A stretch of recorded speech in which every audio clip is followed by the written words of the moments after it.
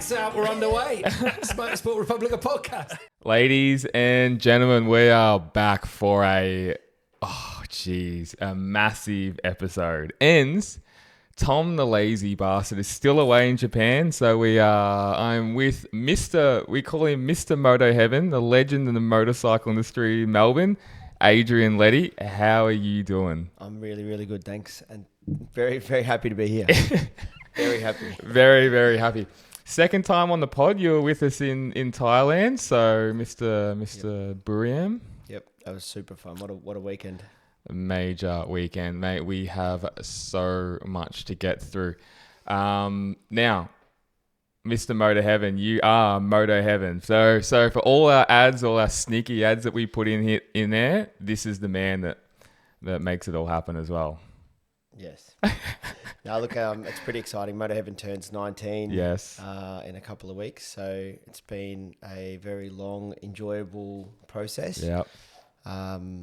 It's been awesome. It's been met some awesome people, done some really cool things, heaps of MotoGPs. Yep.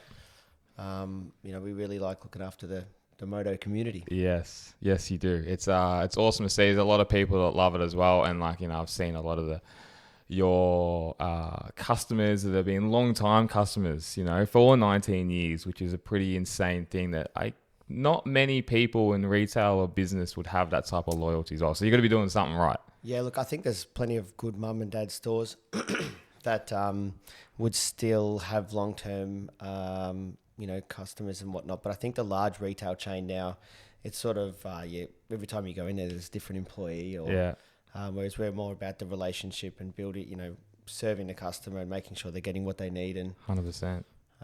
Looking after their bike as well, if they're in Melbourne. Yeah, massive online store. You've heard me say it a million times. I'll say it one more time. motoheaven.com.au. Check them out. We'll talk about it more later on as well. But awesome. Best in the business. And make sure you subscribe to our YouTube, Patreon, all that stuff. Thank you for everyone that does. It means the world as well. We do our monthly review show. And we're going to try and sneak in a couple of extra Patreon episodes as well in the next couple of months once Tom is back and stops getting massages in Japan, I think. So, mate, Le Mans, huge. Le Mayhem. I love that one. Mayhem. That's good. It was carnage. It was awesome. We went down to our friend Marc's place last night in the factory and watched it. He was also there in Thailand. Yeah, it was also in Thailand. It was a little bit of a gathering again from the Thailand boys. Yep.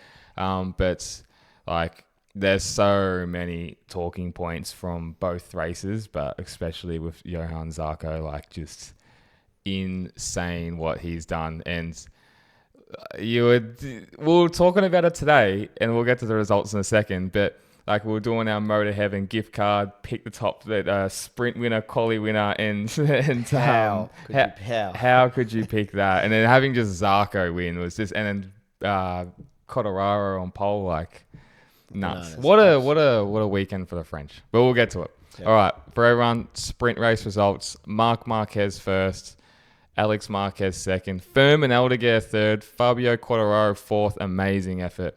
Maverick Vinales fifth off fraud watch, unbelievable. Sixth, I never thought I'd see the day. Johann Zarco sixth, an amazing weekend, sixth in the first, seriously. Digia 7th, Alex Rins 8th, Juan Mir 9th, and Raul Fernandez 10th in the sprint race. Had a really good result. And main race winners, Johann Zarco first, Marc Marquez second, Aldeguer third, Pedro Acosta 4th, Maverick Vinales 5th, Taka Nakagami 6th. Unbelievable. Raul Fernandez 7th, Digia 8th, Lorenzo Savadori, our boy, in 9th, and Iger in 10th. Just mayhem, as you said. 100%. Imagine the odds on trying to pick that trifecta if you're a betting man. Mate, I would love to know if anyone... $5 would pay off your house. Yeah, it would. It really would. Ungettable. And then just, there's so many talking points, but I guess the main one is, has to be Zarco. I want to say... Honda's back, and if Honda's truly back, I'll be wearing that hat right now, but there's a tiny little bit of an asterisk because it was a raining... I think it's a big asterisk. Raining wet... I'm Honda. I'm Mr. Honda, mate, all right? But you just got to hats off to him. And, you know, Pecco, we'll talk about this. Pecco Bagnaia getting taken out, takes Zarco out. He runs through the gravel trap. Bang. And then he actually didn't use his launch control. Do you know about this of Zarco? So he had such a shit start. If you watch that again, he just plummets because he didn't know if he got into the first corner, there wasn't enough hard braking, which wouldn't disengage. The front right hand. Yeah. So he just opted, I'm just going to play it safe. But then he got stuck on the outside, and he knew when he was on the outside, there's always trouble, especially going into a chicane. 100%, especially when Bastianini's got something to do with it. Bastianini came from about 20 meters back, went on slick tires onto the wet curb. What do you think was going to happen? Takes out poor old Bagnaia, then takes out Johann Mir, who fractured his wrist. That's just come out. Oh, no. Which he does not need, and Honda does not need. And then Zarco was so lucky to stay on, skipped across the gravel, and kept on his merry way from last place. Unbelievable. The pace actually on the first lap was, despite the different varying tyres, it seemed a bit similar. Yeah. Like it wasn't night and day. Yeah. But obviously with the riders pulling back in again, they're all deciding different things. It was just mayhem. And you're saying that, and I kind of already forgot that there's just so much to talk about, that they were on different tyres. That was what was really cool. Different tyres. So they obviously made a late decision, but with that new double long lap, they still start the full grid. That's a good thing. It's I like great. that. It's great. I think it's good. I think Danby sent me a message. Sorry, Danby, I didn't read all of it. I was driving. But he said, is it harsh enough where, and I might be butchering this, is the penalty harsh enough? Because a double long lap, if you're on the right tyre, is so achievable to make up that pace. You know, so it's versus a ride through. Something like that. So, and you know, if you're on the right tyre, that lap is you're already making up. It could be up to half a minute. You know, so much faster. It's all variable. It's depending on question. Was it what race was it when Miller started at the front? Was that Aston or something? When he was all the way at the front. Yeah, Argentina, and that. I was so pissed off because I felt like they all should have started from pit lane, but they obviously can't. Well, you know why that happened, right? At least a 15-second penalty. You know why that happened? Because in Sachsenring the year before, they had the similar issue, and everyone's 3/4 of the field started from pit lane, but it was pit lane where they were on the rev limiter taken off, and there was no it was whoever got to that green the end first. Was the one. Then so they made their own grid position. Then you could see them all. There was 8 of them in there, just on the rev limiter, and then dumping the clutch straight out of the pit lane, which was so dangerous. And then Dorna or FIM, whoever makes the rule, said, "Nah, we're gonna have it so it's Jack Miller 4 rows in front for some random reason." They needed 2 light sequences, one for Jack and one for the others. That's a good idea. That would have at least similar result, but probably a more. That's a good idea. Yeah. 100%. So getting back to it, I love the double, the long lap. I think is one of the best things MotoGP has put in. I think a lot of the listeners would agree. It just works so well. It works in Moto3, it works in Moto2. So it's good. But getting back to Zarco, it has to be. We've just had this emotional win of Alex Marquez and Jerez. Finally seeing him do that. But Zarco was another level again, in front of 311,000 French fans. Yeah. Couldn't be better. And he's such a likable guy. Isn't he? I'd be surprised if somebody could say, I didn't like him. Or, comment. Yeah. I'd love to see someone say, I can't handle that guy. He's a legend. Yeah. 2 backflips one weekend. That was cool. Yeah. 100%. It's very cool. And then you saw what was so cool about that is his celebration. He stops on the main straight with his team and then takes off, does his thing, takes his helmet off, and you could just see he's visibly crying. Yeah.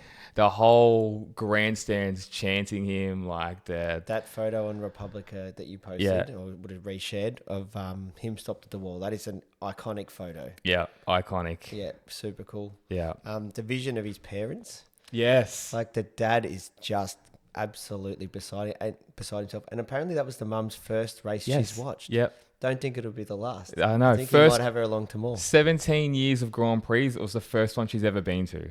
Unbelievable. Unbelievable. And his old man, you know how he's toothless? He lost his tooth 3 days before.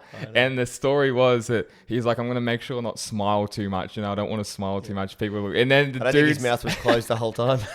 There was like 3 flies in there. I reckon his mouth was open that much. So, God, it was just insane. Like the amount of messages we obviously got, like our phones, like I was speaking to Tom today, like our phones were blowing up all night. Like it was just insane.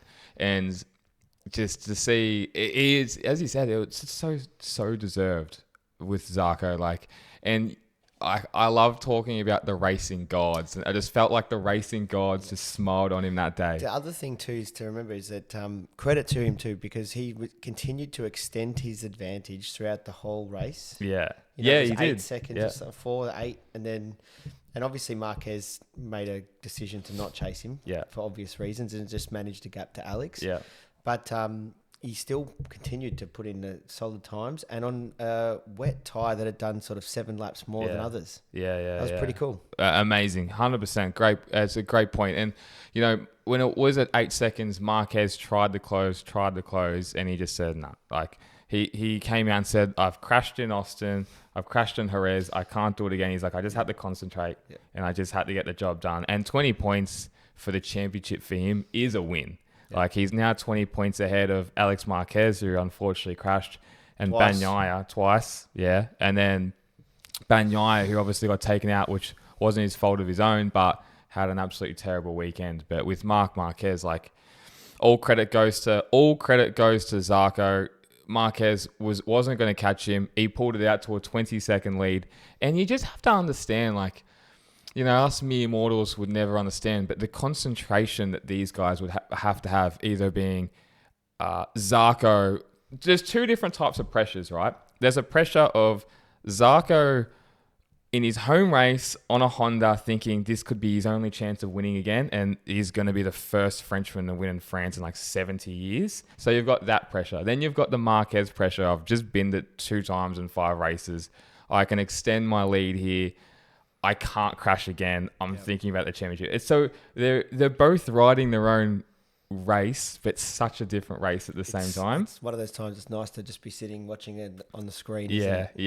Not having to deal with that. And that's where they earn their money, and like the concentration those guys must have had. And Zarco said it so many times. He said it was the longest race of his life. And what was funny, and you picked up on this as well, is when Zarco was leading the race for about 3 laps, and then the crowd found out. And then just randomly, the crowd just went crazy. Bananas. You could hear it, couldn't you? It was hard to know who was leading at different times. You didn't know. None of us knew. It was like a bit of a Formula One with the pit stops. And like, it's like a new car comes around, but are they really leading or... Yeah, Alex Marquez was leading for a bit, I think, and then we didn't know if he had another long lap to do. Like, it was just all crazy, but it also just worked. Seeing like Bears bags all being overtaken or lapped. Yeah, I don't know that for various reasons, but it's still just a funny look seeing a bike race past them. It never being laps just doesn't happen anymore really these days. Back in the 2-stroke days, it did. And even in the early 4-stroke days, they kind of did. But these days, like, everyone's so close. It just doesn't happen. Like, 100%. You're so right. It was a weird thing to see. But the championship now, like, Zarco, amazing effort. Like, everyone's so happy. I don't think, no one can be mad, as you said. Yeah. But the championship now, like, is just ominous. You got 20 points. You got Marc Marquez, he's 20 points ahead of Alex. And then you got Bags, who's 50 points down on Marc. How do you claw that back if you're Bagnaia? Like, how do you do that against Marc? I just don't think you can. Yeah. It's just not going to happen. He'll be there or thereabouts all year. Yeah. Don't get me wrong. He's obviously an awesome rider, but he's not gelling with that bike. No. And Marquez is. Yeah. Alex Marquez is. Yeah. Morbidelli, I think he sucked this weekend, but past 2 weekends, but he's found speed on it. Yeah. So to come out of that is basically the 24, from what Ducati riders are saying, if you read between the lines, and what the journos are saying, and what you can hear out of the paddock, is the 24 is the best bike on the grid. Yep. So that's the most rideable bike. So Alex Marquez is proving that. He's riding Bagnaya's bike. Fermin Aldeguer is proving that. You look at even Morbidelli's found something, but he's up and down. So And Marc's just riding around the problems as only Marc can. Marc's riding around the problems because they're saying that the bike's actually quite stiff, and obviously all prototype bikes are, but you don't want to go down just developing the bike then under Marc because you're just doing another Honda. Nowhere. Exactly. 100%. He's the worst test rider. He's the worst development rider in the world. So Ducati's focus has to be getting everybody else quick on that bike. Yes. And let Marc do Marc. Yes, exactly. Because he'll ride around it. And he obviously is. And it's just showing how much talent Marc Marquez has. Like, undoubtedly, he's just godly. You know, it is. Bagnaia is struggling and they don't want to put him back on the 24. And they can't anyway with the 25 engine to the 24 chassis. It doesn't work. That doesn't mount. Yep. So just Bagnaia just has to, and as like Tardozzi says, he came out and said he just has to get gel with it. He has to get used to it. He has to learn to ride his bike, however way he does it.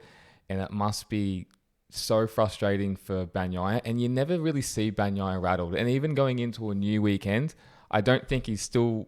He can still come out for me and still win. Like, he's always rock solid. Yeah, but he'll have weekends. He'll have weekends. Yep. But this 25 bike is seeming like they haven't... This is the first time Ducati hasn't taken a step forward. So, Tommy, anyway, I've been looking at getting a new helmet. Okay, right you are. A replica helmet. Okay. So I'm looking at either like a Marc Marquez, Shoei, Rossi AGV, or controversially like a Nakagami Arai. What do you think? Well, I think Nakagami Arai might be a bad idea because they'd have to build them strong. You know, repeat hits throughout the whole weekend. That's right. Where would you find something like that? Mate, MotoHeaven.com.au. They have all the helmet brands that you want. They've got all the racing suits, jackets, big brands, HJC, Shoei, Dainese, Alps. Mate, they have everything. How good's that? That is so good. And I heard like there's free delivery over $150 as well. Free delivery over $150. Super fast dispatch, which is amazing all around the country. They do an excellent job. You just check out their Google reviews. It's like all 5 stars. It's pretty amazing. They do a great job. Give the people the website. MotoHeaven.com.au. Check them out. They are the best in the business for all your motorcycle needs. And they've got a parts finder. You can get all the parts you want. Brake discs, chains, sprockets, spark plugs. I know that's all gobbledygook to you, Tom, but... they are the best in the business. Head down to motoheaven.com.au and they will look after you. Yeah. And do you know what I reckon? I think Bagnaia will be looking at Marquez's data, trying to make heads or tails of it, and that's probably just leading him down the garden path because Marc's data won't make sense to anyone. Yeah, that's a great call. And he needs to not look at Marc's data. It's it's almost like you just kind of got to worry about yourself and look at everyone else's data because Marquez is just in another league of his own. Like, and it just must be incredibly difficult, you know. With that Australian tall poppy type thing, I'm stoked that Ducati's win streak is over. Yeah. I don't know why. I'm just stoked. It's just that they had so many bikes on the grid. I know they're dominating. It's the bike to be on and all that sort of stuff. And I know that, you know, the Hondas had a win with the asterisks, let's call it. Yeah. But I'm stoked. Isn't that kind of funny though? Like Honda, who they were gonna beat their title. Honda's the one to beat them. They haven't won in forever, and they beat Marc Marquez, who's gone from a Honda to a Ducati. Like, it's just a funny thing, isn't it, how it works? All right, let's call Tom, because Tom's waiting for us. He's spewing. He's missing this pod. He's absolutely spewing. Hopefully we've there we go. Thomas Love, what's going on with Age? How are you, big man? What's going on? You nervous this time? You been alright? No, much better this time. But I needed a booster seat. The most confident man I know has been pacing.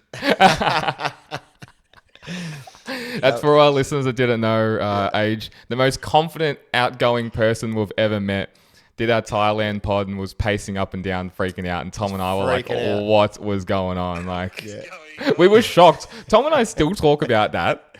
Fuck, it's so funny. I didn't know what to do with myself. It was like 20 minutes until we went, and I just was like packing bags and walking around. Like, I think I changed t-shirts like 5 You times. did say that. That's all. Hilarious. Tommy, where'd you watch the race? Alright, so no bar, couldn't find a bar at all. Like, they don't What's- even know what MotoGP here is in Tokyo. It was ridiculous. Is that why they don't have any good Japanese riders besides Nakagami on the I think weekends? that's probably a good point. But okay, so I had to get a VPN. VPN changed to Australia. For KO. Foxtel Go, because KO know you're on VPN, so I have to go on Foxtel Go. Oh. I'm watching this thing on 480p, like not even HD. I'm talking 480p. My phone cooked halfway through the race. I had to refresh it, take the VPN off, put it back on. It was a fucking nightmare. But what a fucking race! Yeah, man. Yeah, it was insane. God, like it had everything, didn't it? It had everything. It was one of the most exciting races you're ever going to watch. Like I have to, like that's a rewatch when I get home. Like have to rewatch it, analyze it. What could have been for Pecco? What could have been for Jack Miller as well? Yeah, great call. Great point. Yeah, both on wets. Oh, Jack Miller, he was. I reckon he had it. I reckon he would have been him. Or it was him and Zarco was in a similar situation. It was just that Miller obviously Yeah. binned it. So Was Miller tagged or but was it all on his own? On his own. The biggest thing that I have taken out of that is like how jealous we are of the French and their patriotism. Yeah. Because Such a how Tom answer. amazing that was. Yeah. Yeah. Just the attendance at the event. The attendance is just another level, isn't it? And like you look at every corner where there could be people sitting, There are. there's people sitting or standing, isn't there? Yep. Yeah. You just gotta remember to take your- 311,000 or something like that. I mean, and for a French rider to win 71 years, I mean, fuck. I mean, you couldn't write a script. They're going to write a movie about that one day. I mean, it was unbelievable. And the parents were there. The dad was out the tooth. The mum's never seen a race before. Yeah, I know. Like, it just, yeah, it gets pulls at the heartstrings, doesn't it? Yeah. Yeah. Sepsi was tearing up, apparently. You were like that. Yeah. Well, we had Christian, one of our followers, said he was crying at the end of the race. Fucking crazy. How good's Motorsport, seriously? It's the best. It was insane. Have you guys discussed what happened at the start? Like, realistically, what's the go with the rule? I mean, was it fair? Like the double long lap? Oh, did Danby message you that? Well, no, I've got it on my points. I just didn't get it because I was, for me at home, I'm thinking a double long lap just didn't seem like a far enough punishment. So, Well, the problem with this double long lap thing is it's all variable conditions. So it could be a hard enough punishment if it works for both tires almost, or one set of tires. So like, unfortunately, it's variable conditions, and I just don't know how you're going to fix that. yeah, it's but why? What I want to know, why can't they just start with wets? Everyone, Yeah, like and then I'm saying, like, and stop the race and postpone the race. well, why do they have to do that? Like, why can't someone start on wet, someone start on dries? Like, they have to go. It's a wet race or it's a dry race. Like, why can't there be mixed tires at the start of the race? Well, they Like, did that. why- That was at the race. Half were on wets, half were on slicks. No, they were all on dries, and then they came and pitted in. That's what Nah. happened at the start of the race. You definitely need to rewatch You need to it. rewatch it. So That's the start of 480p, race- bro. 480p. Got ya. Too many pixels. Oh, there you go. Yeah. So they were half on slicks, half on wets. Then they came back in. Some went back. No, they're all. It's confusing, but half on the start of the race when the lights went out, half are on slicks, half are on wets. No, I'm talking about the very start of the race. Okay. Yeah. The formation lap, very start of the race. Yep, they Every all single pulled rider in. was on dry tires. Yes, you're right. And they all came in. That's what I'm Yep. trying to tell So you. what happened is they were all on dry. They all pulled in. Every single rider pulled in. Yeah. They all went back out on Yes. wets. Yeah. And on the way back around, half of them Yeah. pulled in and swapped the slicks again. So why Yeah. can't at the very, very start of the race, some start on wets? Why do they all start on dries? Because they have to. Yeah. I don't know. Depending on what the race was declared. Yeah, like why do they have that rule? Why can't say from this very start when the race was about to start at the 2 p.m. mark? Why can't some go on dries, some go on wets? I just don't. They're all trying to understand hide that their rule. strategy though a little bit, aren't they? Yeah, because so Marquez pulled back, and I was actually focusing on him when they were doing that, and he pulled right back to about 3/4 behind, like back into the pack, and then he came out afterwards and said, "Well, Alex is my main championship rival. I'm doing exactly what he's doing, not doing a Jorge Martin and going straight into the pits like in the Sano." Yeah, I think no reason. Quartararo did the same. He went to like the back of the grid to Yeah. like wait to see what everyone was doing. So Yeah. I don't know. I just like in F1, for example, if the start of the race, some can start on dry, some can start on wets, and then the race just starts. Where in MotoGP, you declare it as a wet race or you declare it as a dry race, and then they have to start on that tyre. I just don't get that. Yeah, I'm not too sure. It's a good point. I'm not too sure. So I don't know if that because obviously they have to change bikes. Is it dangerous? Like I don't know. I don't understand that at all. But One thing that was cool, I mean, you're right what you're saying, but one thing, this was the first time we've ever seen a race start with people on multiple different tyres that I can think of. Yeah. For that reason. Yeah. And I suppose that does create an element of danger to some degree. I don't know, but it was great that they all started on the same grid. Yeah, I think so as well. And like, it's But just you're actually right there because it was dangerous because Pecco was on the wrong tyre, was going so slow into that first corner, and then he got taken out, obviously, by Bastianini, that it caused so many different, like, they're all going at different speeds. Yeah. That's actually a really good point. They'll be working through this, this week. yeah. And who knows? They'll have a different. Tom and I know they'll have a different answer. Not Fran, not Dorna, Tommy. It's FIM. They'll figure it out. FIM, yeah. But that's actually I've just probably answered my own question. It's probably too dangerous for them to have mixed tyres because there's just so many different speeds going into that first corner. And it's not like these guys have roll cages or something either, or halos. Like they're in the elements. Yeah. You know. But yeah, I mean, how's Pecco? I mean, that was the other big story. Just he's the only rider. Here's this for a stat, James, and age. Pecco is the only rider in the whole grid that didn't score a point that weekend. No shit. The main race. Didn't know that. So he finished 16th in the main race, and then obviously cucked it in the sprint. So there's a bit of a hot tip for you. Yeah, I like that. That's interesting. Far out. The Japanese tip bit we call that. And Nakagami outscored him. That's fucked, isn't it? He's laughing. How does that happen? He's laughing. How many Salvadori's in the top 10? I mean, like, that's the kind of race just you'll never forget. Yeah. We're blessed by the racing gods, as I like to say. And your mate Bez. Yeah, Bez. I suppose you guys have got lots to talk about tonight, so Yep. Yes, we do, mate. It's going to we're be excited huge. to listen in. Thank you. And, mate, enjoy. I'll see you for next week anyway. Yes, I'll be back for Imola Formula One this weekend.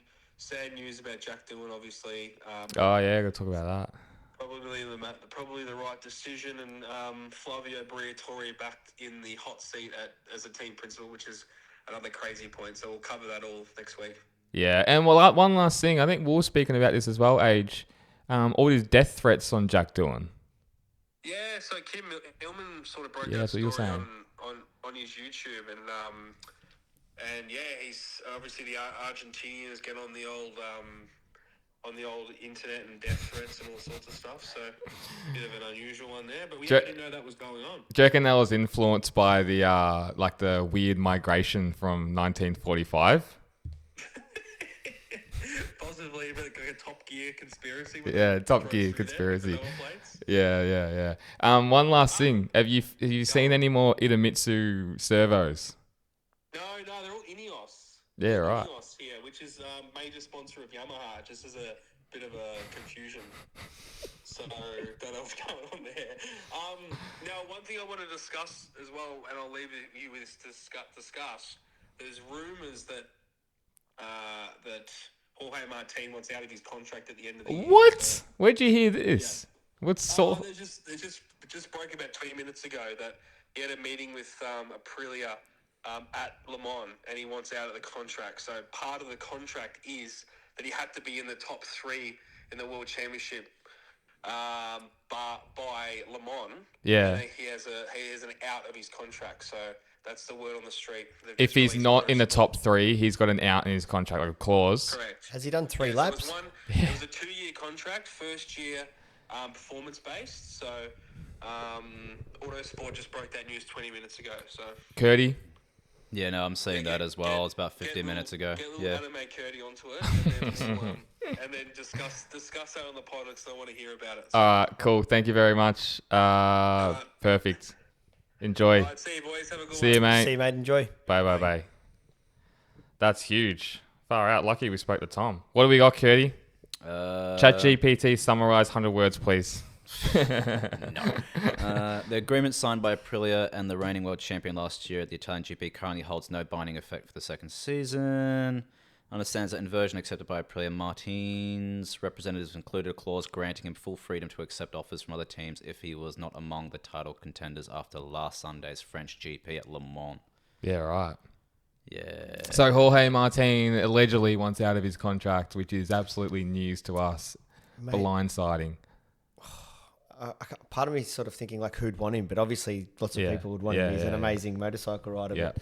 But, is it the Aprilia's fault that he's kept hurting himself? No, not really. I mean, he did it in training. Yeah, it doesn't couple of make times. sense. The motorbike. Doesn't make sense. I mean, he actually crashed it in testing too, didn't he? He crashed it like on his 13th lap in Sepang. So it doesn't make sense, Curdy. I'm trying to think, would it be more financial that he's looking towards at this point? Oh, you think just you want to back up a world championship? Like he's not getting paid as much, nowhere near as much as Quartararo or Nobody's. or Marc. Yeah, but I think he's still like, and then, look, this is a lot of money. Like I think he's still like, I think he's on like 2.5-3 mil from Aprilia. Where not much. Quartararo, comparison. Bagnaia, I think it's on like 6. Well, Honda's prepared to pay double that just to get Acosta out of his contract. Yeah.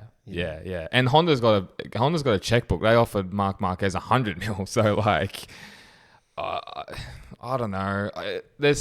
Who knows what this means or how true it is. I don't want to go too hard into it. He's getting about 3.5 million euro per year from Aprilia. That's only half a bags. Yep. So, and Aprilia's never been, cashed up. No, they've got the least amount of sponsors on their bike Yeah. as well, so I'm sure they don't have much at all. That, and they need to sell a lot of Vespers and Moto Guzzi's. Yeah. And who the fuck's buying them? And So I don't know.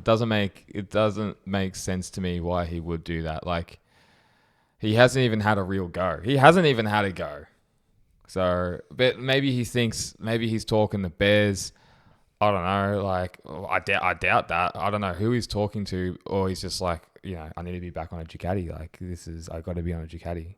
But if you're factory Ducati, I still think you would choose bags. the relationship's broken down with Martin and Bagnaia and Ducati anyway. Yeah. At the high end. Yeah. So to be a satellite team. It just doesn't make. I don't know. Unless he's talking to Elation, he's like, "Fuck, I'm going to Honda." But that's not going to happen. I think he's still best on Aprilia and seeing it out and giving it a crack. Give it just a crack. Just try and finish a race, bro. Yeah, just don't injure yourself and don't follow what Bez is doing because he's Could be on trying to Ultimate Forward. renegotiate the deal with Aprilia, maybe. Yeah, but what do you got? No chips. Leverage. Yeah, there's no leverage. Oh, who knows at this point in time? But again, who knows how? Where there's smoke, there's fire, though. It always is. But Well, we're coming up to silly season, guys. So who the hell knows what's going to happen next? silly seasons, The last silly season was the most intense ever. Everyone. I feel like there'd be a few more there'd be less contracts expiring this year. I think it's only one. I think it's like Binder or Luca Marini or something like that. It's one of those ones. Hey? Nah, Vin's on for two. So, yeah, I don't know. But, we're deep in Europe now, and this is where, everything happens. The cream rises to the top, as we say. Bags, we just don't know what's going to happen. He's going to have to dig himself out of that hole. I've got a note here. Tardozzi thinks Pecco is overthinking and riding the bike and just lacking a bit of confidence. So obviously that's going to be true, but it seems like Marquez is just so experienced at riding around a problem. He's made a career out of doing that. Doesn't develop the bike. He just rides around the problem. Confidence comes from results too. You can't just you can't just tell someone to be more confident. Yeah. Unfortunately, the results need to come Yeah. and the confidence will build. Yeah. Very tricky. Very tricky. And then, it doesn't help when Bastianini, as he says, comes from 30 rows back and slides out underneath you, So it's good. What do you think of Yamaha? Quartararo, sprint does amazing, puts it on pole again. Watching someone override a MotoGP bike is amazing. And you kind of can't see that with the Ducatis because they're so refined and stiff. But like Yamaha's still an old school MotoGP bike to a degree, where you're watching him just like sending it into a corner. 100%. And like he earned his money this weekend. didn't he ever? Sure. Did 100%. he copped a €2,000 fine, and how's this for a penalty? A €2,000 fine, and he has to miss the first 10 minutes for disobeying the marshals after the race or during the race. That's the penalty. What a shit penalty, man. €2,000. And miss 10 minutes of FP1. Who gives a fuck? Put your legs up. It could be raining, then it wouldn't matter anyway. Yeah. That is such an interesting penalty. What a weird penalty. He cracked it at the marshals, though. It was very funny. And I can understand why. He wants to win. How do you think he would be feeling watching Zarco? Would you reckon he have tall poppy syndrome? It'd be tough. It's funny. Yamaha really dominated the weekend from that perspective. But Honda, we're all talking about Honda. Yeah. Your cap's out. You're in your Repsol top. Yeah. But Quartararo was on fire. Yeah. It was awesome. You can't fault him. Obviously, he made the mistake in the main race, but it's the trickiest of all tricky conditions. It's dry, it's not dry. We were saying on the TV, you couldn't tell if it was dry or wet. No. It was just only towards the end you started to get that real sensation that it was really wet. Yeah. But for the first 17 laps, I found it really hard to see that it was wet. Yeah. No, I completely agree. And I was even saying during the race, I'm like, it's like the French have a curse on Le Mans, kind of like Australia does have at Albert Park, and then bang, Zarco goes out, breaks the curse and wins. So 100%. it's Great. just great to see. It really is. The emotions were insane. But you're right, like everyone's talking about Honda still. Like they're just such a big. It's always just going to be eyeballs on them, no matter what. But seeing like Lucio Cecchinello, such a cool cat, win again. The last Honda win for him was with Alex Rins. I think it was the last Honda win before anyway, was Rins and Coda. So And you wouldn't see Tarozzi or any of those guys over the pit wall telling their rider to slow down, would you? Yeah, I know. Crazy. Such a Cecchinello move. Such a Cecchinello move. And like, imagine being Zarco, then watching him. Like, you'd be freaking out anyway. Then he's telling you to slow down. Like, it's the last thing you need. Last thing you need. So, question for you: Who do you think has more upside this year and into the future? Is it Furman or is it Iagura? After this weekend, you have to say Furman. It's an interesting question. I think obviously the Ducati's going to help. Iagura's come out guns blazing. He's really exciting to watch. I'm loving that. Yeah. And he's, again, the only guy that can really get that Aprilia to turn, stop and whatnot. But Furman's coming on. You can feel it building. Yeah. Danby made a great point last week that the rookies don't have that reference and that they just send it, whatever they've got. Yeah. And I do somewhat agree with that, but speed is speed. They're racing against guys that have been on the same bike year in, year out. And they're still, getting top 5, 6 and 7. So, but I feel like Furman's building. Yeah, 100%. One He's to watch building. for sure. One to watch. Cody, can you do me a favor for a sec? Because I completely forgot to do it. Can you get the Moto 3 and Moto 2 results up for me? You're going to be reading them out, which is going to be fun. But you're right. I think, because I had Furman for my Rookie of the Year. I just don't think you can go past that Ducati. He's got Frankie Carcetti as his crew chief. He's on a 24 bike, which we now know is like, let's be honest, probably the best bike on the grid. He's obviously got the speed. He just has to keep it together, which he did in Le Mans, and especially in tricky conditions. And I've said this so many times, I would love to see him in a Costa swap and just see what the results are, because I want to know how much of the Ducati is it. And again, like, you still can't take away from Furman because he's beating Digia and he's beating Morbidelli now, and they're so experienced, especially Frankie Morbidelli. So correct, and that, like Danby's point was good, but it's not that they don't have a reference. Yeah, that's just experience and time on the bike. Yeah, you know, exactly. Which ones do you want first? Are you got them both up? I got them both up. Oh, beautiful. I'll tell you in a sec. I'll tell you when we're ready. All right, I'll let you know. Make sure it's Formula 20. One ones go. Make sure it's 2025 Le Mans, please. I'm saying 1989. Sorry. One thing you just reminded me of was Quartararo led Le Mans. What year did he crash at the lead? Oh, Where's Danby when you need him? I know, he's Rain Man. I'm going to say he crashed out of the lead 2021. Yeah, Something like that. Something along. I think he was on the full factory bike by then.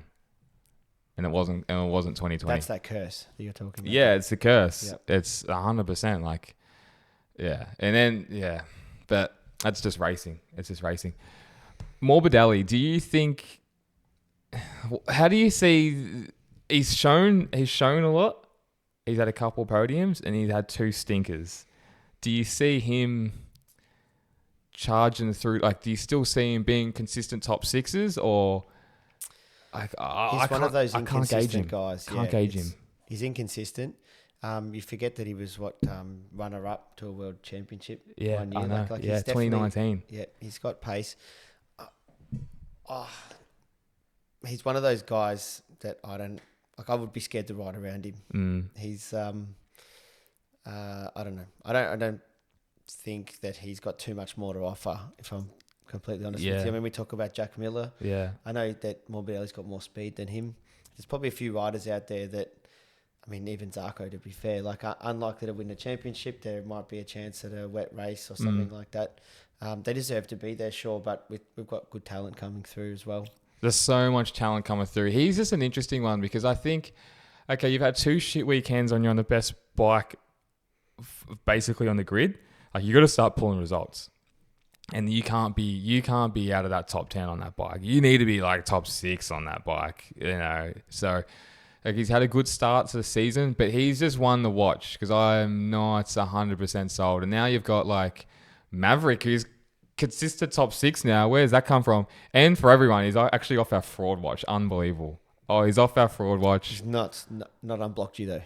He will never unblock. Oh, look, you never know. We might make peace. Might reach out the olive branch, but like, so he should be ahead of them. So he's just one to watch. He's definitely just one to watch. He's on the VR46 bike. We all know, and probably that's why he's there. But he needs to be there. Does feel like KTM are sort of just slowly piecing it together, doesn't it? Yeah, a little bit, Mav. So they're all KTM. So we spoke about it last week and the week before. They're all on 4 different bikes. 4 riders, 4 different bikes. Maverick's clearly got the setup. This weekend, Binder and Acosta has completely copied that setup. So you got 3 of them on the same bike, and the Beast doing his own thing, taking people out on his lonesome. So Maverick still has the pace over these guys. He was held up during the race as well, which would have pissed him off.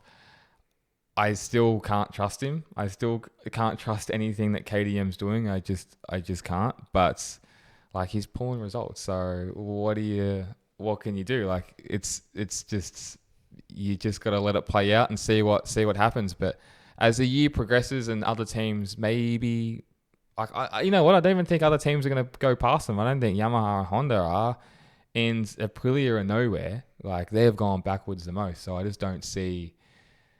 It's just I don't know with KTM. I don't have an answer. No. I'd love to say that I would have this grand prediction, but there's none. Yeah, it does feel a little bit like they're going to be, you know, there or thereabouts at some circuits. Yeah. And it's going to be more track dependent, you know, whereas the Ducatis can seem to be top 6 almost everywhere. Yeah, so exactly right. If all the Ducati riders just have a half decent weekend, they are. Where KTM, like, you got to give it to Mav though. Like, he's always had so much ability and potential, and I think what's let him down as it's all been in between the years. Like, try to blow up that Yamaha. He's been aggressive, like, just in his own head, and it's clear. Everyone knows that. It's so emotional. It's we're not breaking news here. Like, everyone knows that. It's just, but he's doing the right thing on that KTM, and he's riding smart. Like, there's nothing more else that he could be doing, I don't think, for that bike than what he's doing. So, like, it's credit, really. It's credit. Like, you know, Acosta seems to be hating it. Binder's just throwing it down the road, and Bastianini's just nowhere. Binder's one that I've always thought could sort of ride around a problem too, and he's now unable to. I think there's a lot of talk that they went too hard developing the bike around Brad Binder, and he's a bit of a Marquez in some ways, isn't he? a little bit, yeah. Where unique riding style. Yep. Big time backing it in. Which is awesome. Like Awesome in to Austria, watch, it's beautiful. Yeah. But it just doesn't work for every rider. And I think now they're trying to go down this path of Ducati of building that bike where everyone can ride, which doesn't seem like the craziest thing to do. I don't know why they all haven't done that, but I think they just put all their chips on Binder and it just hasn't worked. Like they've had a couple false dawns, but it's just never happened. And now they've had this whole situation. So I don't know, man. Like it's, again, I will never be able to pick it. Jimmy, let's talk protection, because what you wear actually matters in a crash. Neemium armored leggings have a 3-star impact protection, 4-star comfort, and the thinnest CE level 2 armor available. More protection, less bulk. Tommy, one of the many reasons I love this product is because of the comfort. You can wear these Neemium leggings underneath like your jeans, your normal chino pants, mate. When I'm riding, I don't want to be dressed up like a stiff motorcycle rider wearing leather everywhere. I want to be wearing my normal jeans, getting a coffee, whatever, looking cool. I love how these leggings just go under everything seamlessly and you just fit in with the normal crowd. I mean, there's no overheating, there's no stiffness, and look, we really believe in this product. Yep. It's MotoCap tested. It's proven to have a 5.42 second slide time. These things are very, very hard to get in this industry. Serious riders wear Neemium. Upgrade your ride at Neemium.clothing. I love it. And use code Neemium Republica for 10% off. Now back to the podcast. It makes you appreciate how good Ducati were when they came and joined MotoGP at the start. Yeah. Because KTM are a company who are all about winning, and they have flogged a dead horse, haven't they? They've just been given, they've done everything in their power, and they just can't seem to get on top of it. They can't. Like, Ducati came in 2003, bang, Capirossi wins a race, Bayliss, consistent podiums, Capirossi, consistent podiums. 2004, they built a shitter of a bike, Ducati, and then they went back to the 03 bike. But, you're coming in now, it's KTM has just taken so long to get to where they are. And then Aprilia came in as dog shit bike, and we all know that. We all knew it took time to develop it, but last year they was had one a of couple of goes. Remember the old Cube? the Cube. Colin Edwards almost burnt him alive. Jumped off it. One of the best looking bikes of all time, though. And sounding. Yeah, exactly. So look, I don't know. There's just so much that's come out of Le Mans, and it's obviously all been done to death as well. But just this is why we love motorsport as well. Like it's so exciting. You can't compete with that. No, it's the best. The best. All right, Curdy, you're up, mate. Moto2 results, Le Mans 2025. What have we got, big dog? Get it going. All right. First place, Manuel Gonzalez. Yep, our boy. Second, Barry Baltos. Third, Aaron Canet. 4, Diogo Moreira. 5, Jake Dixon. 6, Albert Arenas. 7, Philip Salak. 8, Celestino Vietti. 9, Ivan Ortolo. I don't know how to pronounce this. You can just do it in Australian Alonso accent, it's all good. Lopez. I'm just putting an accent on. And Oh, no, I like Loving it. it. Loving it. I wouldn't do that. That's a man of confidence right there. Curdy's a man of confidence. Senna Agius came 14th. Beautiful. Beautiful. He had a long lap penalty as well, Senna. So at least he got in the points. Getting the points. And so Moto3, Moto2 dry, Yes. thereabouts. Yeah. Which is it wasn't a bad race. Canet almost launched himself into the moon a couple of times, but it's just Manu Gonzalez, man. Like he's just an awesome story. Pod favorite, one of our boys, but an awesome story where he's come from Supersport 300 as well, and was in that VR46 Master Camp team. I remember speaking to him in MotoGP. He was helping the team pack up, putting stuff on the pallets. Like such a humble, good guy. So it's so good to see him just doing so well, and he's just smashing it. He's clearly the fastest guy out there. Seems to be one of the best bikes as well. So 100%. This is where it's just interesting, and Tom and I like to talk about it. seeing these guys come through, like in Moto 2 and Moto 3 as well, these flyaway races, Adrian, like you normally see sometimes some weird or wacky results, but you always see the consistent guys through Europe. They know the tracks, they know the conditions, and like Jake Dixon won a couple races through, Argentina or Coda, wherever it was. But to see Manu Gonzalez, realistically, seems like he's going through Europe now, and he's just going to kind of just try and steamroll everyone. It does feel a bit like his to lose. He's definitely the consistent. Yeah, always top 3. Awesome. Yeah, always top 3. So it's going to be a long season for these guys, and hopefully they can that he can keep it up. And Senna, he's up and down. He's a bit of a yo-yo. So, but again, like it still would have been tricky conditions out there, because I bet you they still had raindrops on their visors halfway through that race. Yep, and as I've heard you guys discuss on previous pods, like that is some serious hard fought category racing. Yeah, it's hard.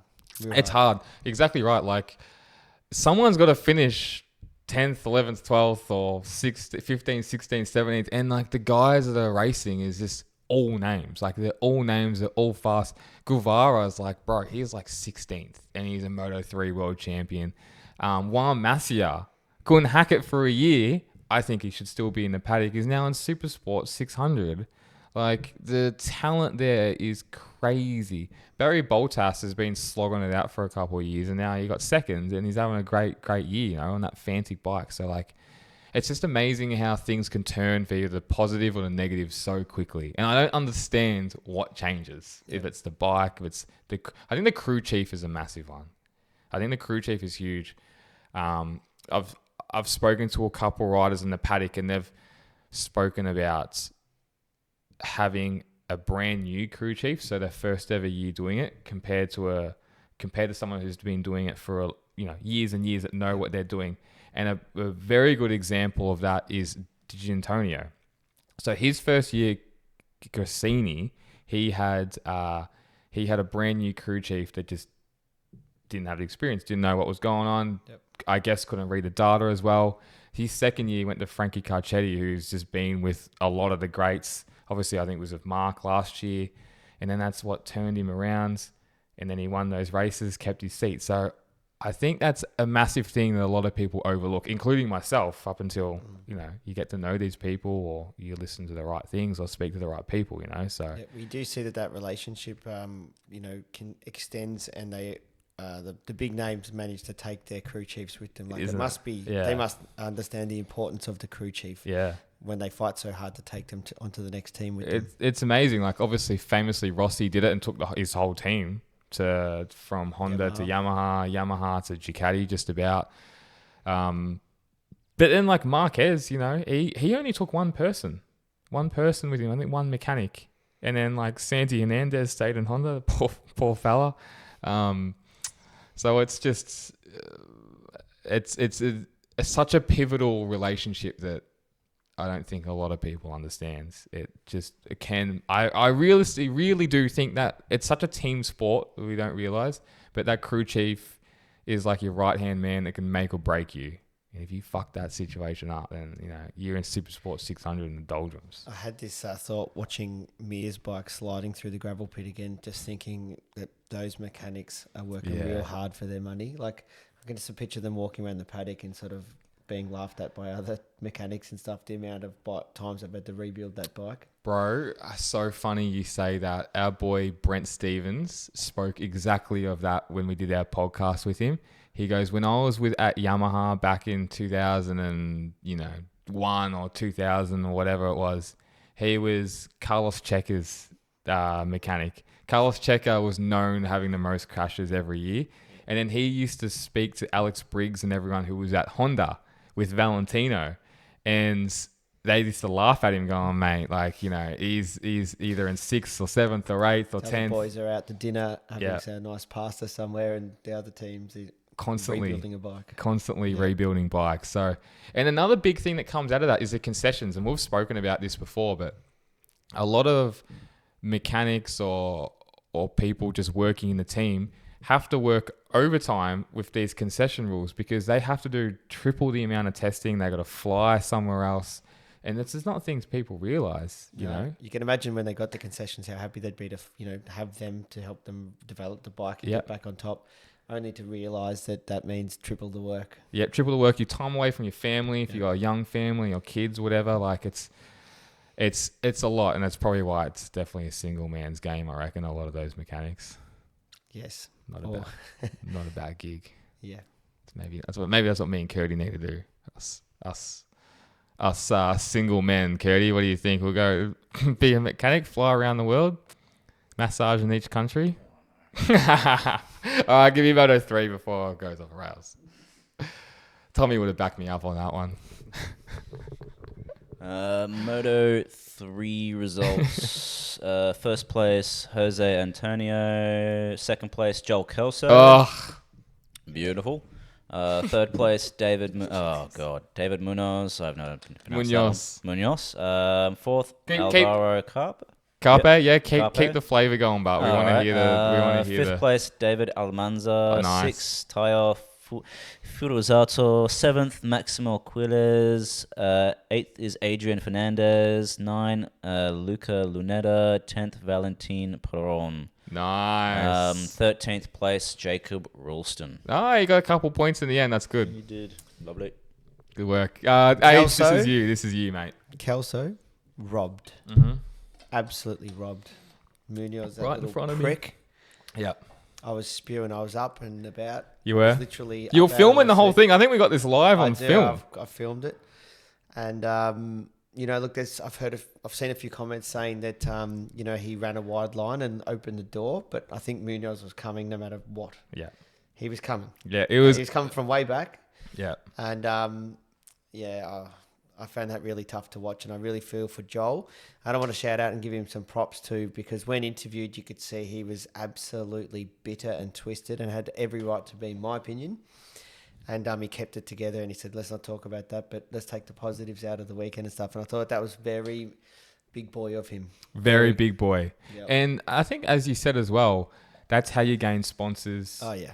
Like, that's how you show that, you're not going to be bitter. Like, as much as you're going to want to be, and maybe you can get away with it more if you are a MotoGP superstar. Yeah, losing it, dummy spits, is like getting big neck tats and being connected. Like that. It'll make your life a little harder.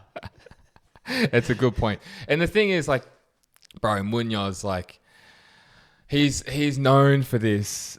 And I don't know, like, I'm trying to really not be an Australian bias right now. I'm really not. Yeah. I know he's going to go for the gap, and I know that's what he's going to do. And I don't hate that. I really don't. I don't hate that. No.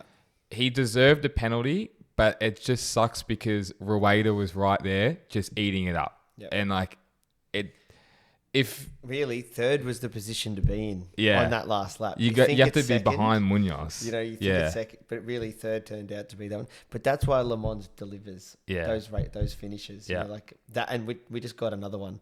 It's just a shame that it happened to an Aussie in this case. But the other thing is Kelso, like, I don't feel like Munoz was like deliberately second that whole race. I didn't feel that anyway. I felt like Kelso in a couple of sectors managed to like 2-3 bike advantage. You're 100% right. Going into the first chicane, Munoz and Rueda they would close that gap, but then coming out of that whatever that right-hander is, out of that chicane back up the hill, he would gap him again. You're right, 2 or 3. He had that really wide line. On the left-hander. Yeah, exactly. And it was like, where you going? But it just worked out for him. It worked out. It was just his line. So, and it's really the first time as well you've kind of seen Joel control a race almost as well from the front, and it's amazing experience to get, as we were talking about last night. So I hope he does take from that the positives. I think he will. Yeah. Maybe tighten up at that last corner next time. I don't think that's got everything. Yeah, like you said, I think he was coming. Munoz was coming through no matter what. He was pushing his grandma out of the way to win that race. There's nothing stopping him. So look, it's I don't know. It's racing. It really is.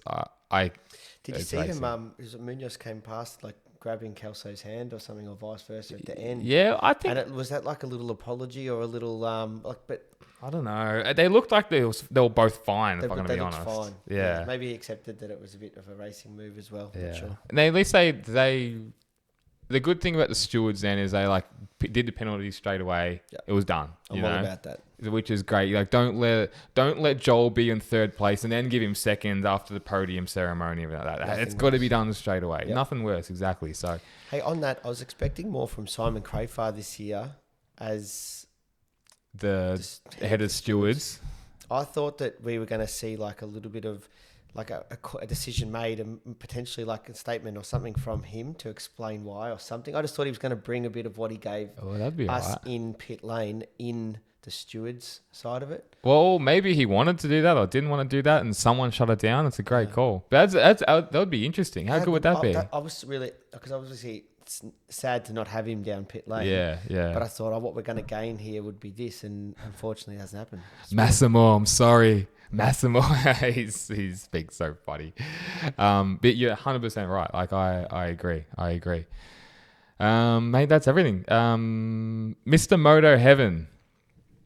I need to talk to you about this. It's one of the big reasons why you're on as well. Speak MotoGP. But you're a man that's been in the motorcycle industry. How long have you been in the industry for? Since about 2000. 2000. 25 years. How old were you when you started? 1920. How much has it changed in 25 years? Lots. Like, people were just buying motorbikes sight unseen, second hand, and like it was pretty loose. You know, have a cigarette with someone out the front. They'd sign a contract. It was just super chill. It was mum and dad retail everywhere. Yes. So there wasn't the chains. So like Peter Stevens was the big problem that everybody had, and they had 3 stores. Yeah. And they were joining a distributor, and that caused everybody all sorts of problems. And now, that's sort of the business model now is that a lot of the distributors own these large retail stores that you would all know. And they're fantastic. Like there's a lot of items there, and it's a big store and they look shiny. But at MotoHeaven, we're proud to have the largest range online. So we have actually more brands. There's a lot of things that people probably don't understand about a lot of that large retail is that there's different coloured stickers on items. Yeah. I've got to watch what I say here. But, commissions are paid to sell certain items inside of stores. Yeah. And so you're not getting unbiased advice. You're getting, a brand that's been distributed by that retailer in some cases. Yeah. Rightly or wrongly or whatever. I mean, it's not something I can have a say in anyway, but we're proud to do it our way. We have... we try and do everything the best we can. We package stuff with care and love and respect, and we sell the good brands. We dispatch quickly. You talk to somebody, whether it be on the phone or email, that's right in Moorabbin, which is where we distribute from. We've grown slowly over time. We're not trying to be Australia's biggest anything. We're just trying to do it well, look after everybody, and I think if you check our Google reviews and that sort of thing, they're amazing. You'll see that we doing the right thing and that we do put the people first. And I've actually, just on that, I've never seen a business with better Google reviews than MotoHeaven, funny enough. And I always try to look at them if I'm trying something new. But if you're ever interested, check it out because it is insane. Like, it is wild. It's amazing that it's hard enough to get people to do it, but they obviously just do it off their own bat. And then it's just like 5-star after 5-star after 5-star after 5-star. And normally people, if they're leaving a review, it's always a shit review anyway. So it's kind of bucked the trend a bit. And look, we can still get a bad one. Like it happens. We're humans. Yeah. And, we do our best, but you still get the odd bad one. But, we learn from that and we might have done something wrong, or we change a process and make sure that doesn't happen again. And take that as an opportunity to learn and improve. How do you find owning a business like that and being in the motorcycle industry and owning your own shop? Like, it must be stressful, but it must have a lot of reward as well. Like meeting a lot of people. I'm sure you've met a lot of people over your journey. Like it must be cool for our listeners as well to hear, because they might just be an accountant or whatever, day in, day out. Like you're living and breathing bikes. Yeah, all look, we've day. had organised some awesome events over. I've had the shop now. I started it when I was 24, so I'm 43. So 19 years is coming up, and we have held some awesome motorcycle rides. We've had sale events in it, the motorcycle expos and things. We've had MotoGP corporate marquees where we've had people down. Thank you. And you know, I've got lifelong friendships out of it. We've got.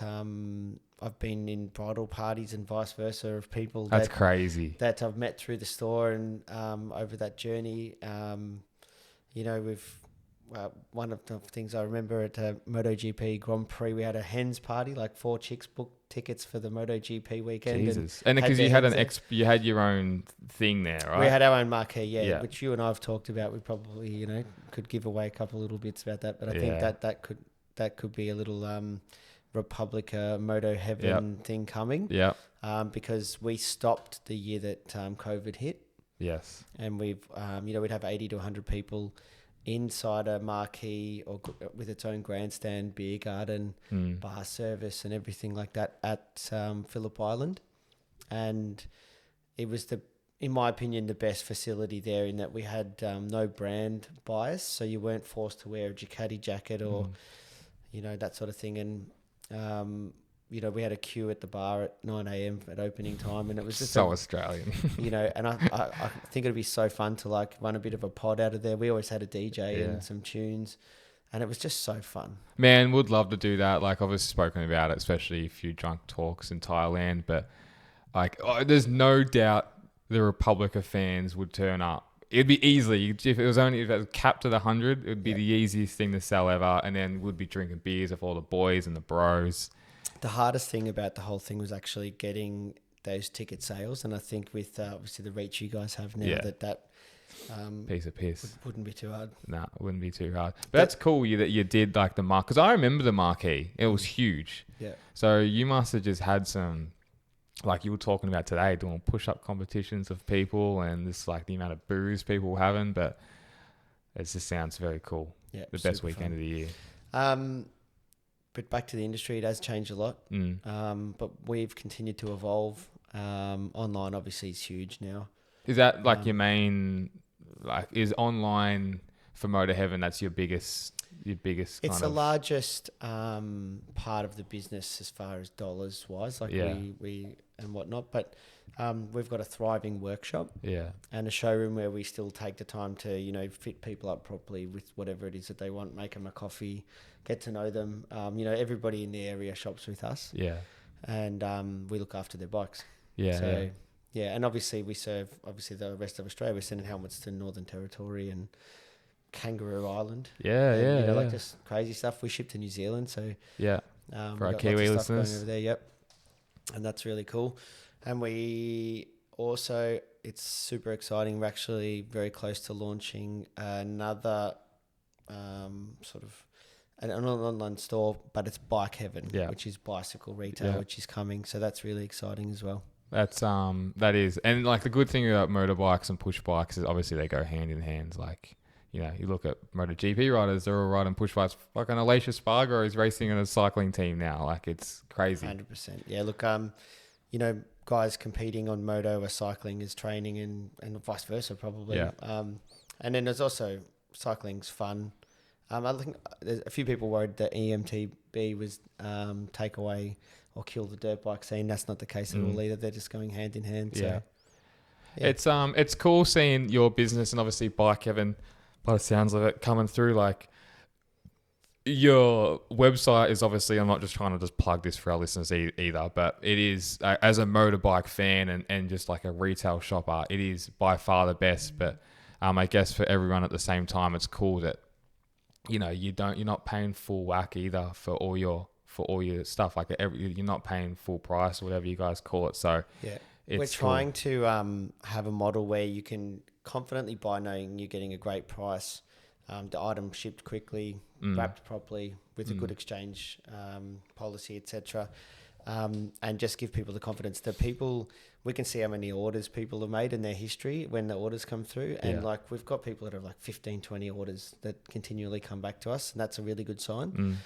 And our web development team work day and night to make sure that when you're searching and filtering and things that you're getting the right results. And it really is, I've used all the websites, and it, in my opinion, is the best website to shop motorcycle gear. 100% agree. And I challenge people to prove me wrong. 100% Give agree. it a go. Definitely. I've been buying stuff forever. Bought too much stuff. It is by far the easiest. I'm just interested though, like being, a business owner, it must just be a full-on gig at the same time. Like obviously looking after staff, but then trying to keep ahead with these big retail giants, or just trying to keep afloat at the same time. Like this, there must be so much stress as well at the same time, with reward, with the things that you do. But it's a big undertaking, especially for a 24-year-old who's just starting out. Yes, look, it's never gotten easier. Like it remains hard. It's not all rainbows and unicorns, but we've had lots of good times too. Like I'm not complaining. It's been awesome. I've had a great time, and I still love motorcycles. While I'm here and watching MotoGP and whatnot, and still riding them, and I feel very lucky to have such an awesome job, and I'm surrounded by an awesome crew at work. A lot of the guys, like I've had people that have been with me like 15, 12, 10 years. So we've got a good culture of people, and I've always sort of joked, but to work at MotoHeaven, you've got to be a good person first, and we can sort of teach the rest. Yeah. Everybody's got their heart in the right place, and care that everybody's getting served correctly and getting the right thing. It's cool, man. Like obviously with Republica, we've got to know you well and you guys really well, Tom and I, and it's awesome, and it's really cool obviously that you guys support us, and it's a big reason why we're here as well. So seeing you guys, hopefully we do some work with MotoGP in the coming years, which would be awesome. But just hearing the story, and for everyone out there listening, I'm not trying to just plug this either. Like Adrian's got an awesome story, great guy. Like seriously, check out MotoHeaven. They are obviously, a lot of you guys are riders. Check them out. Just give them a shot. They are awesome. If you're in Melbourne, go down for a coffee, speak to the guys there. But they are the best in the business at the same time. Thanks, man. No, we appreciate that, and we hope to. We actually appreciate that people giving us a go, and other local stores, whether it be their local mum and dad store, or I'm a big fan of people using the smaller businesses and not just going to the big chains, which we all know who they are. But they're shutting down mum and dad stores left, right, and centre. Yeah, 100%. You're definitely right. We try not to worry about what they're doing and just do our own thing and whatnot. And we were lucky that we got into online and pushed hard when we did. But definitely it's hard if you've got a shop in rural anywhere. And look, it's tough. Yeah. It's so support your local store too. Yeah. If not MotoHeaven, support local. Well said, mate. Definitely well said. Check them out, motoheaven.com.au. They are the bros. Go down, say good day, check out their awesome website. Get your bike service, whatever it is. But I just dare you just to try it, because you'll end up grabbing something anyway. All right, hot takes, mate. Hot takes. Let's get into it. Yeah, I was going to say on this, you always say, "Oh, I've got so many hot takes. Oh, we've got so many." Yeah. I've seen how many there are. Thank you. It is ridiculous. It's nuts. I can't believe it. It's nuts. It's literally thousands, and every week I was saying it gets bigger and bigger, and some people just think, oh, he's just saying that. No, it's every week it gets bigger. It takes so much time out of my day just to go through them. The thought had crossed my mind, that sort of fake it till you make it sort of. Oh, look, we're getting all. Look, I've seen it. It's insane. It's insane. Yeah. That's why my Instagram is my. If someone knows how to do this, tell me, because I have to turn all my notifications off Instagram, because if hot takes or messages come through, my phone's just blowing up constantly. But the chicks can't get through. They're sending you messages and you're not getting them. Look, I'll only open the only if it's a nude. So I was going for a run once, and this is when I had to turn it off because we were getting comments of just abuse, and it was really funny. But I'm like on my run, it was cutting in and out of like Eminem, and it's just like these fucking shit cunts don't know what they're talking about, and like I was like, the notifications gotta go off. They gotta go off. It was too much. My phone was lighting up all night. But we love all the content, we love all the messages, and we try and get back to everyone as well. We ever try to get sent through. Like we had a guy message us from the States, and I messaged him back. We're going to start a MotoGP podcast and wanted some advice. So I gave him some advice, and that was really cool. And super nice guy. And then another guy. And then whenever I wear my old school Dawn Repsol jumper, I get like 3,000 messages about that. If anyone wants that Repsol Honda jumper, it's $10,000. I'll sign it personally for you. Or just look on eBay. Vintage Repsol Honda. There's stuff out there. People ask a mint for it.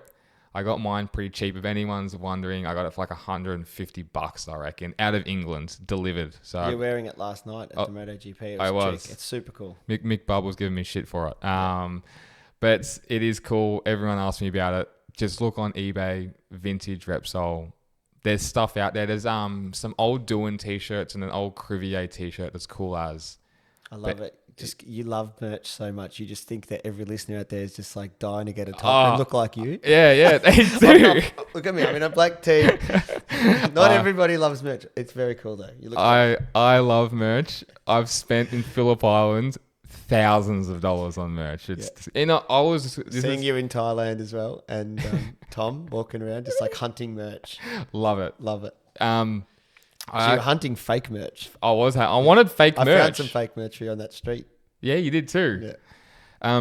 The thing with merch though is this is how OCD I was.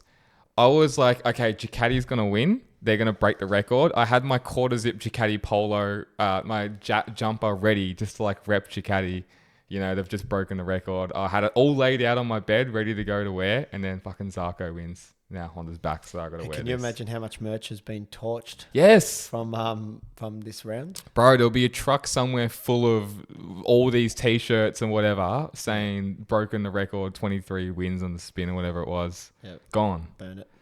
And that's like every world champion. There's one half that's... They've always got a top ready. Well, yeah. Yeah, they've always got a top ready. Not always though, because they often like win at a round or two early. True. But yeah, I know what you mean. 100%. Chris Vermeulen, when we went to his place and did a pod, showed us his gold leather suit where he came runner-up in the World Superbike title. And he's still got it. It is sick. But I said to him, like, bro, it would hurt looking at it. I was going to say, that would be painful. I know. He was all right with it, I guess. Maybe I'd still rather have it than not have it. Yeah, it was cool. Yeah. I was like to him, if you ever need someone to mind these suits, let me know. And he quickly shut me down. No doubt. All right, first one. Thank you for everyone sending them in. Thousands. Chrisabella _ Mia out Nakagami in. We haven't spoken about Nakagami. Fuck. Definitely not. That's a ridiculous take. Yeah. If you're going to kick anyone out, kick Chantra. If that's 100%. Yep. Yeah, it's not. It's not I don't know where why I feel for Mia. I feel for him. I feel for him as well. Yeah. But he's falling off all the time. Not everybody's falling off all the time. So you've got to... some of the responsibility falls on him. I know. You can say the Honda needs to improve, but it's Mir that's falling off it. I know. But I think that's just his riding style and he's pushing. And I've said this so many times. I'm sorry for our listeners. It's better that he's crashing out in 6th than it is in 16th. And that's what's happening. Besides obviously getting taken out at the moment. Yeah. He's getting taken out then. That wasn't his fault. Fractured hand, even worse. Yeah. Our boy D Silver 87S, all the way from North Carolina. We're on the map. I'm going to let you do that. You and Tom can do that. All the way from Ohio. Riding with the flag after you finish seconds, unless it's your first time podium, is lame as fuck. Marquez. Yeah. I couldn't believe it. What was with that? Look, I'm a massive Marquez fan, and I'll agree. 20 seconds behind. Yeah. With the flag. No flag. And you know what I don't like? Talking about merch. I don't like the merch flags. I want to see the country's flag. I want to see... You want the 93, you want Spain. I want Spanish flag. How iconic is the photos of Doohan or Stoner with the Aussie flag? Even Crivier, Spanish flag. Did Doohan have a flag? Did he have like a merchy type of flag? I don't know. The 90s. There was no such thing as Yeah. merch back then. Well, To a there degree. is apparently vintage merch. on Yeah. eBay, but Besides, I'm just trying to besides throw that- him off the hunt. Okay, I'm okay with it. It doesn't stress me out. Okay. Yeah. But I'm not okay with the flag at second. Yeah. If it was your first podium of all time, we should go for it. Yeah. That's probably different. Marquez second, 20 seconds behind. He doesn't need a flag. He's held plenty of flags. What the fuck? What's the point of it's actually a great call, Jason. Yeah. Jason Silva. What an American name, Jason.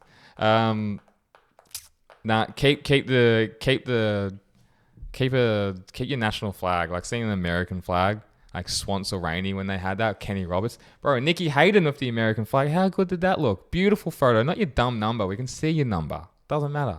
All right. You know, it's really hit a nerve. My OCD, Oh, yeah. autism kicking in right there. Bitchel Munting. Pedro creeping closer to fraud status. If Mav can ride the KTM, surely Pedro fraud-like. That's the first take where that makes sense to me. I actually agree. Yep. I agree. He's on the same bike now. I'm going to give it a couple more weeks. But if he's still behind Maverick Vinales, he's dipping into fraud. He's dipping into fraud status. And that's huge. That means we're going to get huge. blocked by Pedro Acosta, which sucks. You don't want that. He's too cool. He's way too cool. I can get blocked by Bez because he probably only follows Italians anyway, or Valentino. We got one. Probably follows one person, Valentino Rossi. Fraud. It's called Papa. Digia is not getting the 2026 bike next year. It will be Alex. It should always have been Alex. The problem with that, it's called Papa, number one reigning ticket holder, is he won't get onto a VR46 bike. A VR46 has that contract for that factory bike. It's not going to happen. No. And it's definitely not going to happen to a Marquez. There's no way. So that's the problem with this, having these bikes under that VR46 name, is that it like Idemitsu, they might not be picking that person on merit. I mean, it's been happening for years, though, has it not? Yeah. Like, you know, Spanish. I mean, they Repsol. wrote the book on it. So Yeah. I don't think anyone can complain. It's stupid. it makes it a bit tricky, doesn't it? Because Yeah. you've got not just teams, but you've got little gaggles inside of it. You do. know. The little Marquez clan, like Yep. we were saying today, you got the little Marquez clan, the Furman. 46 clan. Yep. You know, ranch v ranch. It is. Type of, It's ranch setup. v ranch. So, yeah. So it's it limits the pool of who they'll accept, which is probably the saddest thing about it, and not choosing on merit or yeah, correct. know. And going into next year will be tricky because the 24 bike seems to be the best bike, right? So these guys are going to go on to the 25, which might not be the best bike, and the 26 might be even better. Do you get what I'm saying? Can they just like slap a 25 compliance know, plate on I a know. 24? They might. Who knows? I wonder. I don't know the regs. Do they have to show development and change the I don't- bike? Because they've frozen. think so. Haven't they frozen a year anyway? Yeah. Some bits of it. I Or 5 to 6. just don't think. I think it's a pride thing. I reckon you just drill out the old compliance plate and stick a new one on it. 11-24. 11th month 24 cracker. Why doesn't Bagnaia go back to the 24, seeing how consistent and flexible it is to ride? They don't want to go backwards. They want him to help develop that bike. See, I don't think he can. It's not an option for him. to go Yeah, back. yeah, correct. That too. Yeah. I mean, I think he wants to. I think he would do anything to swap panels with any one of those Yeah. 24 bikes. Yeah. But I don't think he can. It doesn't work like that. Doesn't work like that. And it would fry him even more because Marquez is making that work, which we've already spoken about. Tissanel Bogan. The crowd response at Le Mans almost brought me to tears. Motorsport fucking rules, boys. Motorsport does rule. And talking about amazing motorsport events, that has to be, we've said this about Jerez, but that has to be a bucket list one. Like the Isle of Man, like, you know, so many other ones around the world, like Monaco or something like that. That is, and then seeing a French rider, bro, like, Jesus Christ, the scenes. I did look Monaco a Yes. couple of years ago, Formula One. Your footage And, from that is fucking incredible, by the way. yeah, on the super yacht on the Friday and everything. Shout out to Pirelli for that one, because that Yeah. was something I won. One of the good bits about having your own business. Yeah. The odd little junket. And that is just an iconic event, something I'll never forget. It was something else. I think going to Le Mans would be like that. I think the Le Mans 24 hour, they say, is fantastic as well. Yes. Yep. So I think they just know how to hold an event and party. I think they drink themselves stupid. What I didn't realize is the French invented, and this is I only know this because I listened to Oxley Bombs this afternoon. The French invented motorcycle racing. Yeah. I didn't know that. He sounds like he had a lot more to say about that too, but was cut for time. Yeah. So I think he's done a bit of research into that. I would love to hear more about that. Yeah. Because they were talking. ChatGPT. Yeah. Peter Bomb was talking about out of nowhere, but in like the dirt bike scene, the French have destroyed it in like the motocross Des Nations for the past 6 years, 10 years. They've won multiple. Like the French can fucking ride. It's just the road racing just hasn't been up to scratch. You know that classic comment, I don't know why it just hit me when you were saying that, but the first motorcycle race happened when the second motorcycle was built. That is such a good quote, isn't it? It's a classic. Because, Yeah. I mean, if you've ever been on a 50 with a buddy, like when you were a kid, or Yeah. like I grew up on an XR80 with a good mate of mine, and the second that the bike was on and the helmet was strapped up, Yeah. it was on. Yeah. You know, there's something about being on a motorbike with a buddy or with anyone, and it's just on. It is. Something As happens. soon as you put those goggles on or the visor down, Chemical released in the brain, and is. it's fucking on. this stupid chemical gets released and you do dumb stuff. Heart_Melbourne. Zarco winning in France and Honda breaking Ducati's streak is poetry in motion. Couldn't agree more. Couldn't be happier. Alan J. Chapman. Gigi looked generally irritated with Pecco's crash during the sprint. Problems brewing for Pecco. I wouldn't say there's I don't think so between the factory. I think there's way too much respect there. I think they've done enough with each other. I think it's going to be 10 rounds time and Pecco's 100 points behind Marquez. If that's the case, then there's going to be some issues with himself. I still don't think with the team. I reckon it's coming sooner than you think. Yeah, okay. I do. I just think that Pecco won on the best bike against a field of riders that was Marc free. Yeah, okay. I understand what you're saying. I'm not saying he doesn't deserve his championships because you can only race who's there, Yeah. but the best was not there at the time. Well, Tom talks about this. He's spoken as his, will it tarnish, if Marquez goes out and dominates this season, does it tarnish his 2 world titles? And are you saying yes? I'm a yes. Okay. Now, and that'll be no different if it was Rossi in his heyday I and he know. was out Yeah. injured. It's not a Marquez thing. I'm No. a Marquez fan, don't get me wrong. Yeah. I'll put my hand up and please still buy from MotoHeaven. Rossi people. We sell Rossi helmets and stuff. And I love Rossi. Yes. Don't get me wrong. But, I just think that it does discredit to some degree just having, not the best there at the time. Yeah. I don't want I think I'm going to get slammed for that, by the way, next week. You're going to get... you know what? You'll get slammed for something you won't even realise. It's so good. I don't want to agree at all. I do not want to agree, but I think you're right. It just depends on what happens at the end of the season for me. Hey, I hope you can get it sorted because nothing worse than just watching Marc and Alex ride around. I want to see Bags I'm with you. having some battles, and I want to actually. I'm fingers crossed to see Marc and Alex scrap it. Yeah, out. They've gone close a couple of times where they've a couple of close passes or something, but I want to see panels getting rubbed. Be interesting if they take each other out. It'll be very interesting. The thing with Bags, he's one of the only riders. I'll put him in the category with Lorenzo before he went cheeseburger. You could just never count him out. No matter if his back was up against the wall, Lorenzo was the exact same. You could never count him out. I just always feel like they're a threat. No matter what. He'll find a way. A perfect example is Jorge Lorenzo, and we'll talk about this as well. Like, fuck, I hated Jorge Lorenzo up against Rossi.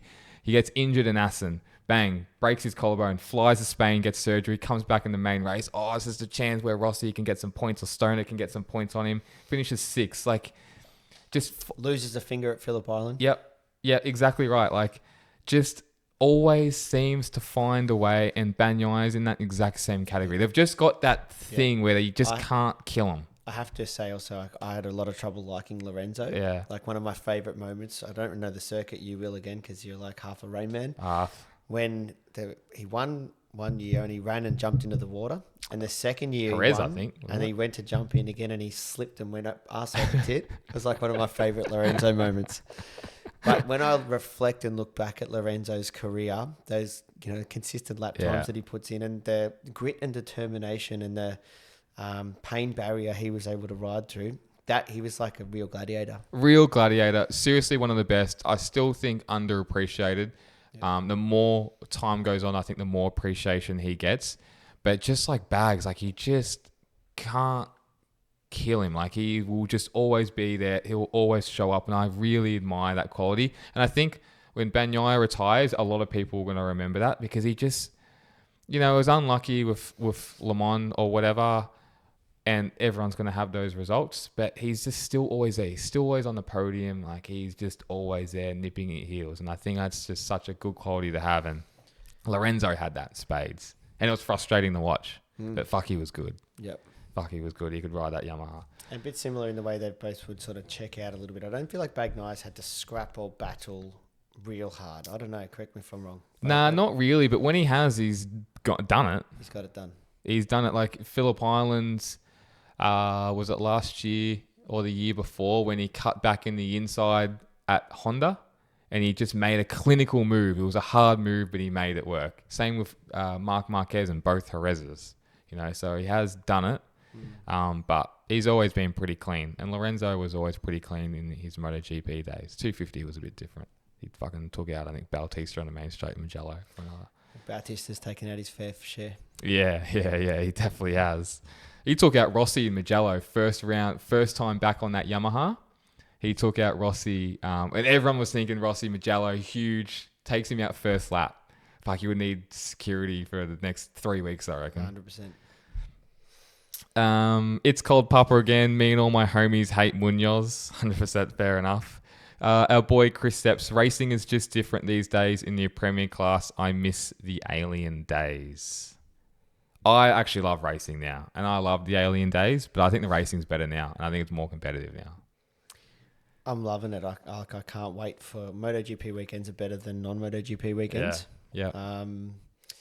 The racing is absolutely sensational. Qualifying's awesome. The sprint format I'm loving. Yeah. Sometimes even I would say that the regular race can feel a little long. Yeah. As dumb as it sounds, but obviously it's still good. Aero's got to go, but the racing is fantastic still. Racing's is the best, and I still think it's the best it's been ever. You're right, Aero's got to go, but that's all going to get limited. They're going to Pirelli tyres. It's going to get even better. And I think the last couple years has been shithouse, and I think this year has improved a bit as well. And I think, as I spoke to Danby last year, like Marquez, he's the show. He makes it. There's always something happening around him. You always think he's going to crash or he's going to make a hard move. Like, it's just a show. It's the unknown. It's the unknown. Exactly right. HG.ava, she's consistent hot take messenger, which is nice. Munoz, too dangerous. No sanction has made him change. Should be suspended because he's been sanctioned quite a bit, taking a lot of people out. After this weekend, I'm down. Yeah. I mean, obviously, it's nice to watch. Yeah. When it's not happening to your boy Kelso. Yeah, exactly. But, I know. maybe he does need like a little touch up.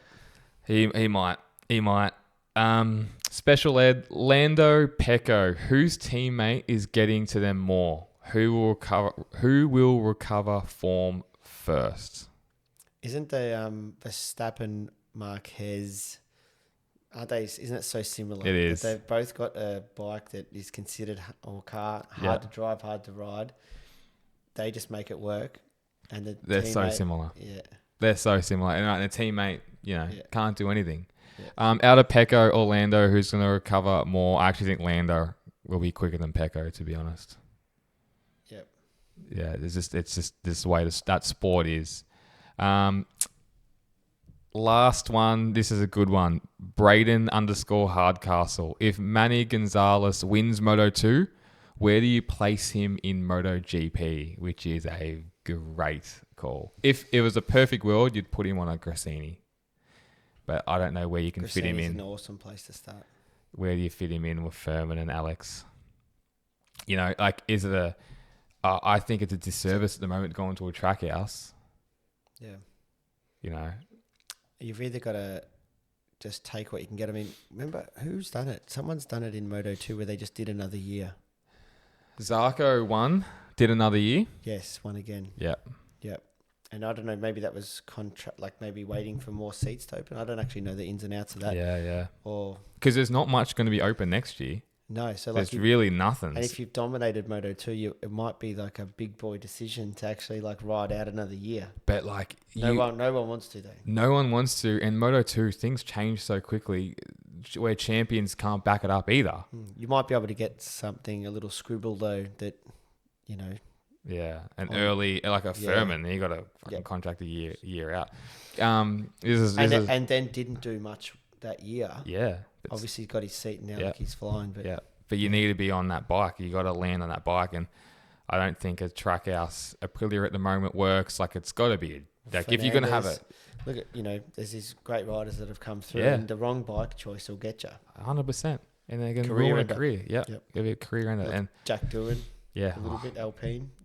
Well, obviously that was tough. yeah, sliding doors moment for Piastri. They tried Yep. signing him, and then he chose McLaren, obviously, and did that whole press release.